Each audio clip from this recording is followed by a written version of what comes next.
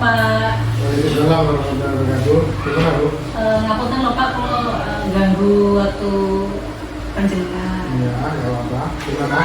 Mau izin ya Pak, Ya. saya mendapatkan tugas dari tugas saya, kegiatan saya, program yang saya ikuti di sini. Saya akan mewawancari sedikit Pak dengan Pak Usni selaku kepala sekolah di SDN Pakutapan. Kepala sekolah di SDN Pakutapan ini. Saya meminta waktu sebentar saja ya Pak untuk wawancara kegiatan ini. Langsung saja nih Pak G. Dari sekian kegiatan ini saya akan menanyakan suatu hal yang dimana pasti banyak problem-problem yang ada di sekolah ya Pak, terutama ada kasus-kasus anak-anak. Kemudian di sini saya ada pertanyaan ya Pak G, sedikit pertanyaan yang mana yang pertama, jadi ketika selama ini ya Pak G, bagaimana Bapak dapat mengidentifikasi kasus-kasus yang merupakan dilema etika atau ujukan moral? Yang pertama, saya akan amati kasusnya sesuai dengan permasalahan yang terjadi. Kemudian mendengarkan balik dari teman-teman dan sekaligus yang bersangkutan mengumpulkan informasi lah. Kemudian mengidentifikasi nilai yang bertentangan dan menentukan suatu keputusan mengacu berdasarkan peraturan yang ditetapkan oleh sekolah. Saya kira itu jawabannya. Jadi mengamati situasi permasalahan yang terjadi terlebih dahulu ya Pak D, kemudian mendengarkan umpan balik, mengumpulkan informasi kemudian ya Pak D. Baik, terima kasih Pak. Untuk pertanyaan yang kedua, jadi selama ini bagaimana Bapak menjalankan pengambilan keputusan di sekolah ini Pak, di SDN Pakutapan, terutama untuk kasus-kasus di mana ada dua kepentingan yang sama-sama benar atau bahkan sama-sama mengandung nilai kebajikan Pak? Di dalam mengambil suatu keputusan yang katakanlah perimbangannya sama, saya berusaha untuk mengumpulkan informasi dari berbagai aspek. Kemudian kita dihadapkan pada dua kepentingan yang sama-sama benar. Terus terang saya mendorong diskusi terbuka dengan tim, dengan teman-teman guru untuk mengedepankan pendekatan kolaboratif untuk memahami nilai-nilai di balik setiap kepentingan tersebut. Jadi pendekatan kolaboratif itu sangat penting ya Pak dalam suatu keluarga ini ya Pak dalam mengambil suatu keputusan itu harus didasarkan musyawarah kebersamaan dari teman-teman guru, kemudian diambil keputusan yang terbaik. Itulah yang kita lanjutkan. Siap. Jadi memahami nilai-nilai di balik setiap kepentingan ya Pak. Kemudian setelah itu Pak, tentunya kan ada langkah-langkah ya Pak. Langkah-langkah atau prosedur seperti apa yang biasa Bapak lakukan selama ini Pak? Prosedur yang kami lakukan ketika ada suatu permasalahan, yang pertama yaitu satu, mengumpulkan informasi dari semua pihak yang terkait. Kemudian yang kedua, menganalisis setiap kasus, kemudian menggunakan prinsip etika yang relevan sesuai dengan panduan. Kemudian empat, mengambil suatu keputusan dengan bersama rekan-rekan guru jika dimungkinkan. Jika bisa ditangani sendiri tanpa perlu bantuan teman-teman guru ya kita hadapi, kita selesaikan. Jika mungkin membutuhkan teman-teman dari dewan guru, ya kita musyawarahkan dengan teman-teman guru tersebut. Jadi seperti itu ya Pak. Kemudian setelah langkah-langkah tadi, hal-hal apa saja Pak yang selama ini Bapak anggap paling efektif Pak dalam pengambilan keputusan dalam kasus-kasus dilema etika tersebut? Dalam mengambil keputusan yang efektif, ya kita adakan diskusi dan memastikan diskusi itu transparan, tidak memihak yang satu dan tidak memihak yang lain, sehingga menciptakan suasana yang adil dan keputusan itu bisa memuaskan semua pihak. Jadi melibatkan semua gitu, jadi semua guru termasuk kolaboratif tadi nggih Pak nggih. Kemudian setelah tadi jika ada hal-hal apa saja, tentunya di sini kan ada yang menjadi suatu tantangan ya Pak nggih. Tantangannya ada tentunya Pak. Jika tantangan itu kira-kira apa Pak dalam pengambilan suatu keputusan Pak? Ya, tantangan yang sering saya hadapi termasuk dalam berbagai pihak yang memiliki kepentingan berbeda. Iya. Nah, serta tidak kepastian tentang dalam jangka panjang dari keputusan yang diambil. Selain itu kadang-kadang sulit untuk mencapai konsensus di antara anggota tim. Jadi seperti itu nggih Pak nggih. Kemudian itu tantangan nggih Pak nggih. Setelah itu apakah ada yang Bapak miliki sebuah tatkala atau jadwal tertentu dalam sebuah penyelesaian Pak dalam suatu kasus dilema etika? Apakah Bapak langsung menyelesaikan di tempat atau memiliki sebuah jadwal Pak untuk menyelesaikannya?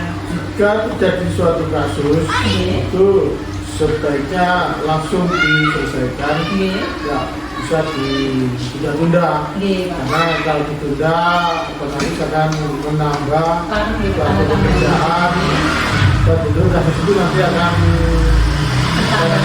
bertambah dan akan hilang malah dengan fokusnya. Jadi langsung ya Pak, secara langsung jika situasinya mendesak mungkin ya Pak. Jadi tidak menunggu waktu yang lama ya Pak, jadi langsung Kemudian setelah itu adakah nih Pak, kira-kira nih adakah seseorang atau faktor-faktor apa yang selama ini mempermudah atau membantu Bapak dalam mengambil sebuah keputusan dalam kasus-kasus dilema etika tersebut? Dalam mengambil suatu keputusan, memang yang termudah adalah kolaboratif, masukan dari teman-teman guru, karena pikiran seseorang itu lebih baik jika dipikirin oleh bersama dengan dewan guru. Lebih mudah dan lebih gampang untuk menyelesaikan permasalahan. Dukungan itu penting sekali ya Pak. Kemudian terakhir nih Pak, dari semua hal yang telah disampaikan Pak, pembelajaran apa yang dapat Bapak petik dari pengalaman Bapak untuk mengambil sebuah keputusan dilema etika Pak? Ya, untuk mengambil suatu keputusan, pengalaman terdahulu, pengalaman yang sudah ada itu adalah guru yang terbaik. Jadi kita selalu mempunyai buku kasus, sehingga jika ada kasus yang sama akan penyelesaiannya ya semacam yang sudah ada panduan di yang terdahulu, sehingga oleh karena itu buku catatan kasus itu penting ya Pak di setiap sekolah. Saya kira itu Bu. Jadi tadi pengalaman itu guru terbaik ya Pak ya. Jadi buku kasus itu sangat penting. Jadi seberapa pentingnya juga kita dalam membuat keputusan juga ya Pak ya, supaya permasalahan itu bisa terselesaikan dengan sebaik mungkin. Ya, betul. Ada satu lagi Bu? Mungkin itu saja Pak pertanyaannya. Terima kasih Pak sudah meluangkan waktu. Ngapunten loh Pak untuk waktunya. Saya sudah mengganggu Pak Usni. Matur nuwun ya Pak. Assalamualaikum warahmatullahi wabarakatuh. Salam. Iya.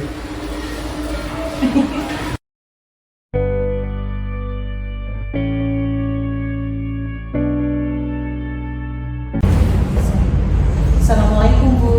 Waalaikumsalam. Bagaimana Bu kabarnya hari ini? Alhamdulillah sehat ya Bu ya. Ngapunten loh Bu ganggu waktunya sebentar. Oh iya, tidak apa-apa. Begini Bu, saya kan mendapat tugas dalam program guru penggerak ya Bu ya. Jadi di sini tugas saya itu mewawancarai kepala sekolah atau selaku kepala sekolah. Jadi di sini saya maksud bertemu untuk kesini itu bertemu dengan Bu Laili untuk mewawancarai Bu Laili. Adakah waktunya Ibu sebentar untuk mempertanyakan suatu pertanyaan? Boleh gitu? Monggo, apa saja. Langsung saja gitu nggih. Dari suatu kehidupan itu tentunya banyak problematika, kasus-kasus tentunya gitu.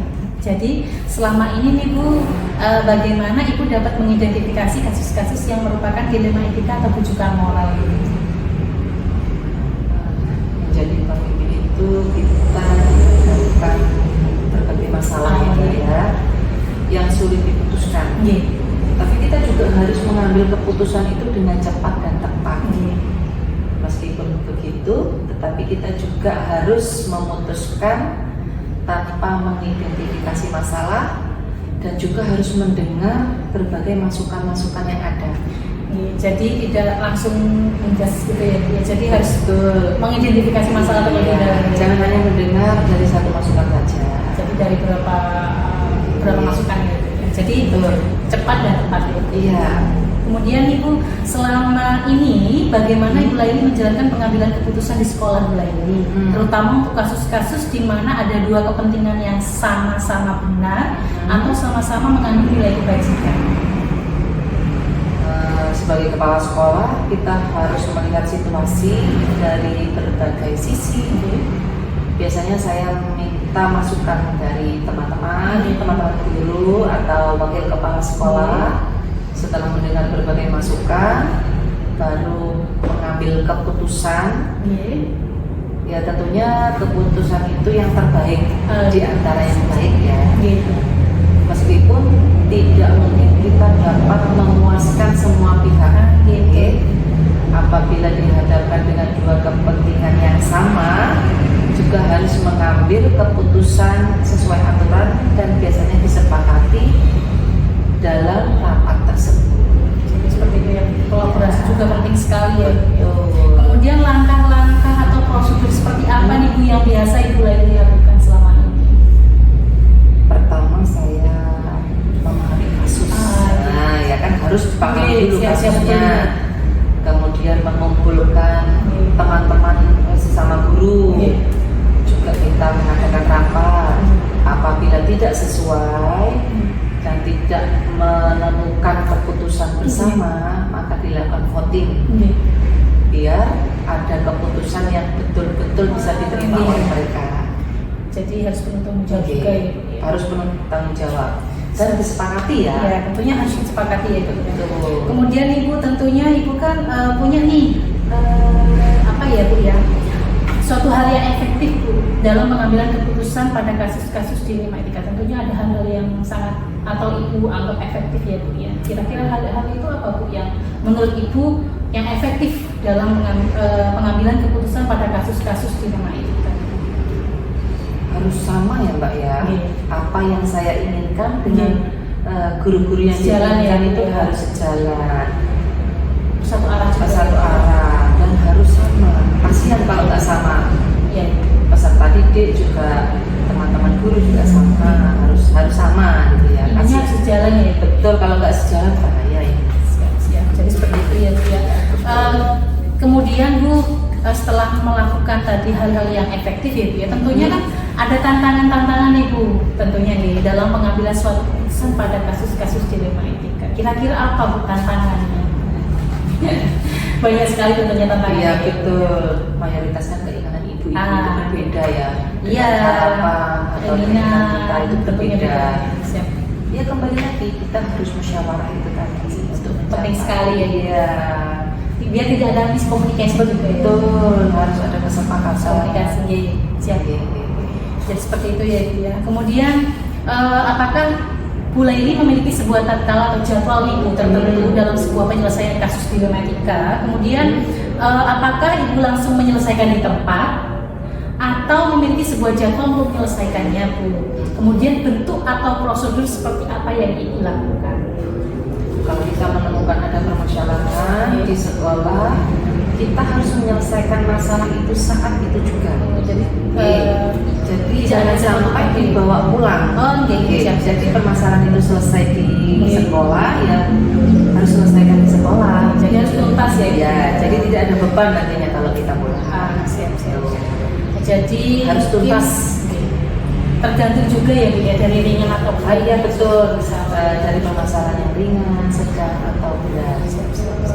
Kemudian Ibu, adakah seseorang atau faktor-faktor faktor apa yang selama ini mempermudah atau membantu Ibu Laili dalam mengambil sebuah keputusan dalam kasus-kasus dilema etika? Ada, Ada kita ya? ada tim kita sendiri ya. Tim atau yang mendukung dalam pengambilan keputusan terkait penyelesaian kasus-kasus yang ada. Kita Kerja sama juga ya. betul. Kemudian Ibu, pertanyaan yang terakhir ya Bu ya, dari semua hal yang telah disampaikan, yang sudah mulai disampaikan, kira-kira pembelajaran apa yang dapat Ibu petik dari pengalaman Ibu dalam mengambil sebuah keputusan dilema etika?